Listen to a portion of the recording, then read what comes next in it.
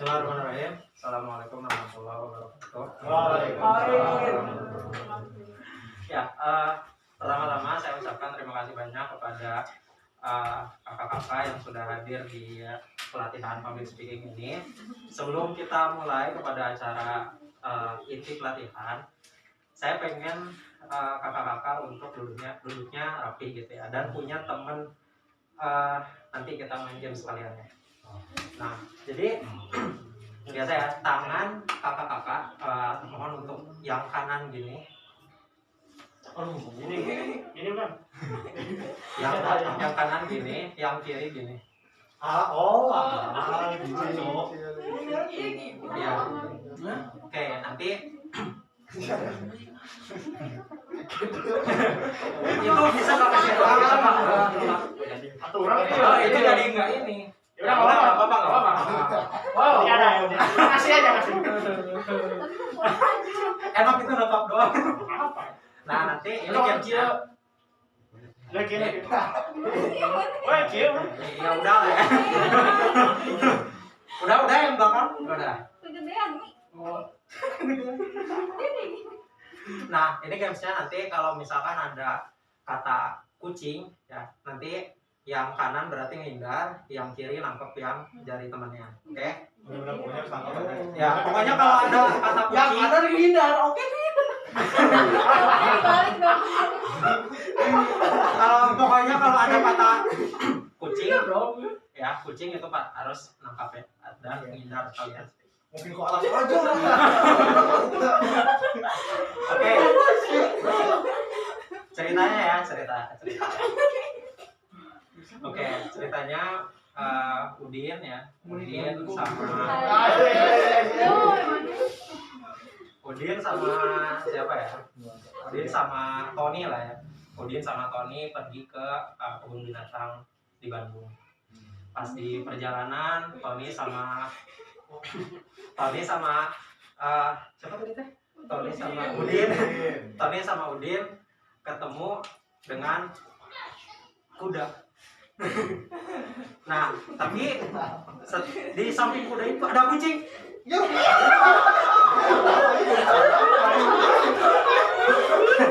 Oke. Ya, setelah lihat kucing,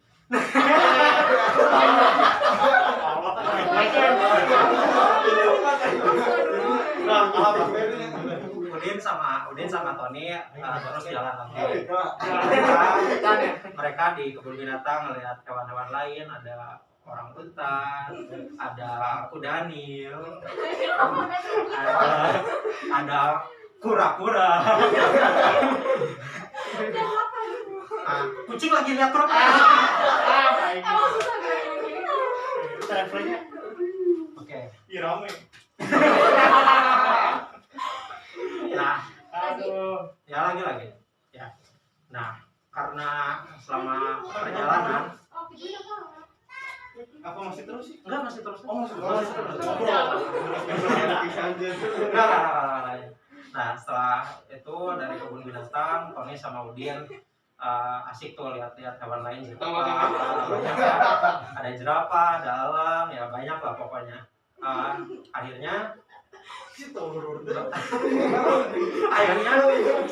setelah mau balik dari kebun binatang, Udin sama Tono kepikiran untuk mereka berdua melihara kura-kura.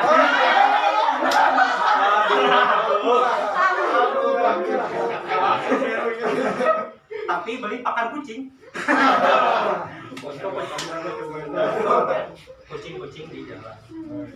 Oke, udah ya, makasih. Atensinya. Oke, itu ya. Kalau mau bikin ice breaking itu aja.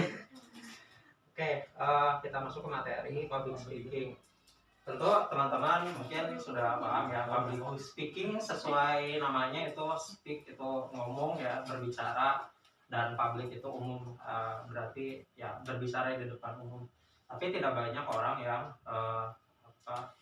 bisa gitu ya, bahkan tidak ada orang yang mungkin tidak mau gitu ya untuk berbicara di depan umum, dan itu sebetulnya fine aja gitu ya, itu pilihan masing-masing. Tapi pasti ada suatu titik di mana dia harus melakukan public speaking dengan uh, diinginkan ataupun tidak diinginkan seperti itu ya, karena banyak kasus seperti teman saya harus jadi khotib Jumat karena tidak ada yang khutbah gitu ya, dan itu terpaksa banget.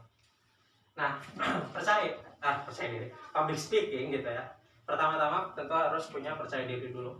Tapi percaya diri ini tidak bawaan dari lahir, itu harus dibangun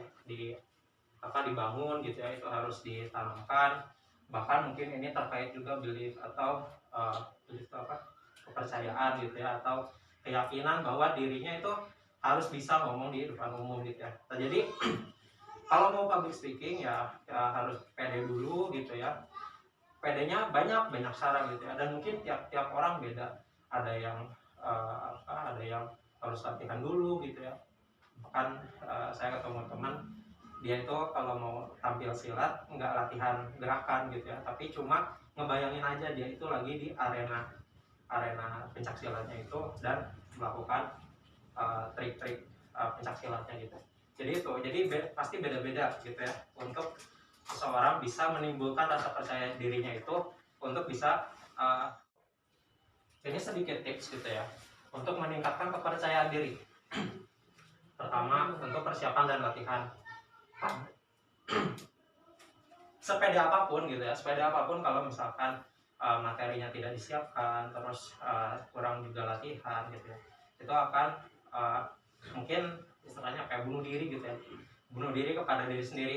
Nanti di depan terlalu percaya diri, tetapi materi yang disampaikan itu tidak sesuai gitu ya, atau mungkin tidak sesuai harapan para audiens seperti itu. Terus yang kedua ada tenang dan rileks.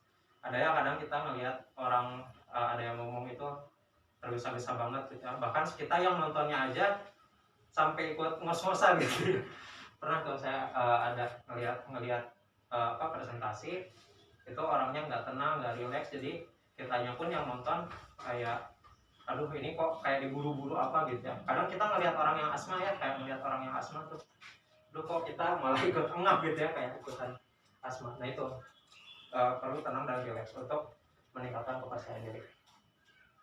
Ketiga, berpenampilan menarik dan nyaman. Ini menarik dan nyaman pun harus sesuai dengan apa yang sesuai dengan tema pembicaraannya. Jadi misalkan apakah ini formal atau apakah ini informal gitu ya, apakah bawahannya apa gitu, karena nanti pakaian yang formal gitu ya, terlalu formal dipakai di acara yang kurang formal gitu ya, atau semi formal, itu nanti malah akan risih sendiri jadinya. Ini kok yang lain audiensnya pakaiannya biasa-biasa aja gitu, sedangkan saya terlalu ngejreng gitu. Nah ini bahkan jadi ngurangin percaya diri. Lalu yang ketiga, jangan minder atau ragu ya, mulai aja dulu, pasti ada jalan. Nah terus yang keempat, bangun pikiran yang positif. Jadi kayak tadi ya teman saya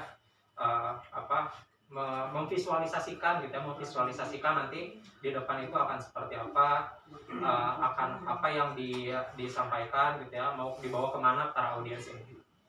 Lalu 5 ya, sugestikan diri untuk tetap percaya diri dan gunakan ilustrasi cerita kalau bisa. Berarti harus banyak baca.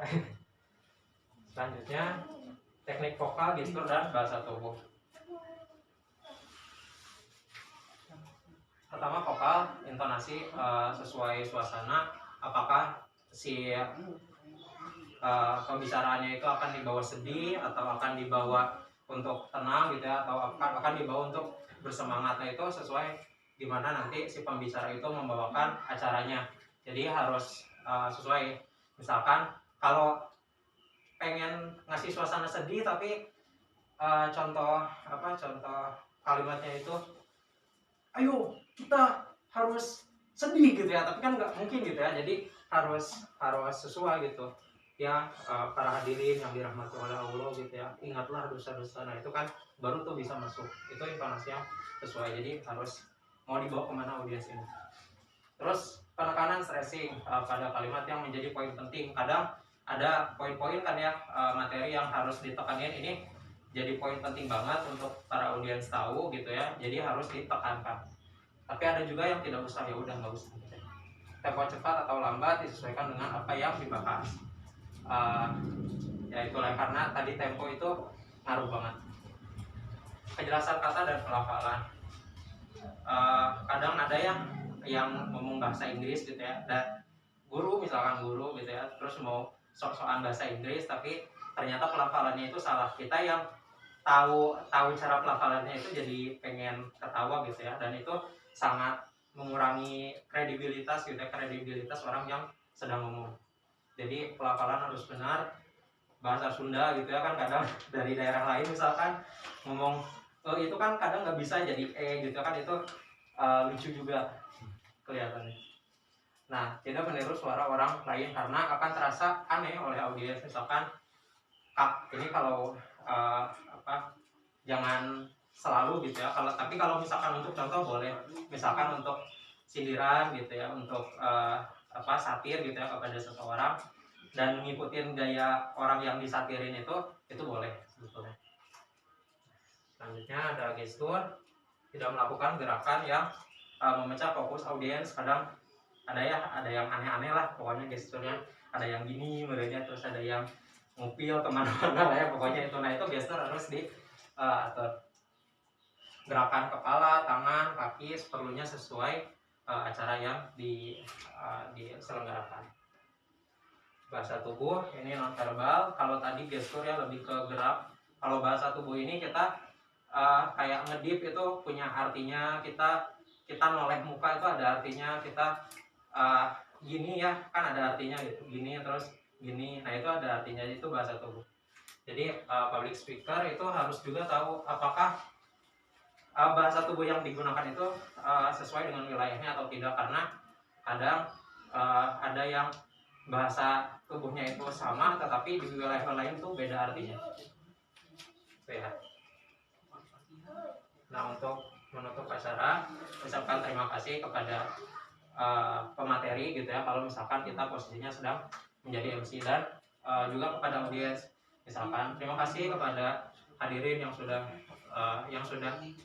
terima kasih kepada hadirin yang sudah menyempatkan waktunya, sudah memperhatikan dari awal sampai akhir acara, dan juga terkhusus kepada pemateri yang sudah memberikan ilmunya yang luar biasa bermanfaat. Nah itu kalau itu jadi posisinya jadi MC gitu ya. Kalau misalkan jadi pemateri ya sudah, terima kasih. Kalau misalkan ada pertanyaan silakan disampaikan kepada moderator gitu ya, jadi gampang.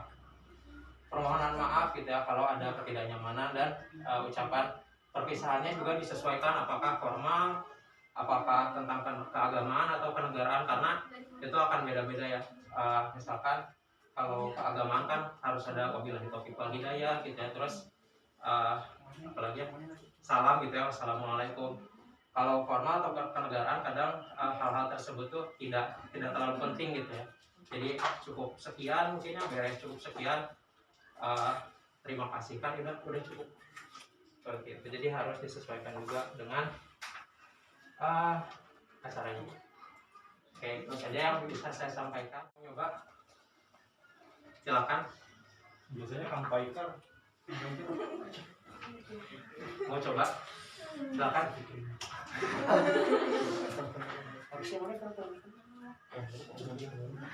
Silakan, ada yang mau ke depan cobain. Jadi bebas yang mau. Kayaknya Kang Akmal sudah expert. ya saya Ya silakan ya. ya udah saya Di sini mungkin. Silakan. saya coba apa nih, coba Ya tadi Ye, pembukaan. gestur penutup. Kang, bisa gak? menurutnya gimana gini Kalau saya jadi tadi pembukaan gitu ya, nyeritain apa lah, bebas terserah gitu ya.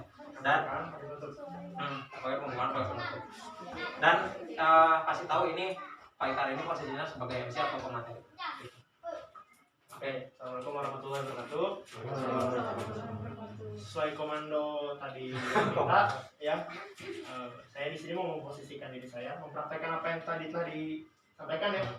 Sebagai pemateri, saya mau apa ya? Ya saya mau menerangkan sedikit tentang berinvestasi saham. Woi. Ya saya juga Jangan terlalu lama ya. saya juga belum terlalu ahli, tapi yang pasti kenapa kita harus investasi saham. Pertama, ini bukan trading ya, trading itu beda lagi. Jadi yang maksudnya investasi saham itu kita menaruh di sana dan kita menabung, kita menggulung saham tersebut, dan ketika sudah banyak nanti kita bisa panen dan kita bisa dapatkan dividen dari itu. Nah, itulah sebabnya pentingnya investasi saham. Jadi itu bisa jadi sebuah passive income. Ya terlebih apalagi anak-anak muda ya yang pengen kayaknya cepet, instan gitu ya, nggak mau kerja keras, masuk sana sini gitu. Ini rasanya investasi saham ini sesuatu yang cocok untuk kaum generasi muda. Ya mungkin itu aja yang bisa saya sampaikan. Mohon maaf bila ada kekurangan, kesalahan kata-kata dan kegugupan saya di hal lainnya ya. Terima kasih. Assalamualaikum warahmatullahi wabarakatuh. Ya, itu ya contoh bagus tadi. Jadi kalau udah pematerian gitu ya, kalau misalkan tidak ada moderator atau tidak ada MC atau bahkan tidak ada sesi tanya jawab, itu tinggal tutup aja gitu ya, tadi yang dicontohkan oleh Kakak Ika itu. Jadi langsung aja tutup acaranya karena itu udah beres materinya gitu ya. Silakan, ada lagi yang mau mencoba mungkin?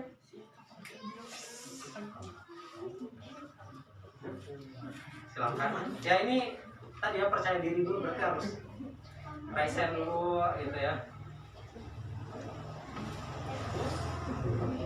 Ayo, nggak apa-apa, coba aja. Coba aja dulu. Mulai aja dulu, pasti ada jalan. Ayo Kang, ayo. Ayo yang bajunya hijau tua. Ayo Kang. Coba.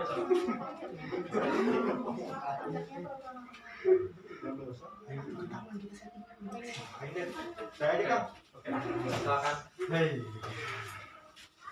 Halo teman-teman, assalamualaikum. Waalaikumsalam. Posisi apa nih? Dia. Materi atau Atau mau jadi moderator dulu? Saya ingin apa ya? Bercerita aja. Kalau bercerita itu apa ya? Materi mungkin. Pemateri mungkin. Karena kan itu nanti ada bercerita. harus ada ilustrasi cerita. Oh iya. Oke, bismillahirrahmanirrahim. Assalamualaikum warahmatullahi wabarakatuh. Waalaikumsalam. Perkenalkan, nama saya Roy. Di sini saya akan bercerita mengenai pengalaman saya. Mungkin masih ada kaitannya dengan Akang sebelumnya tentang investasi juga. Oke. Teman-teman, ya mungkin siapa ya? Oh, di sini apa ya? Terkait investasi.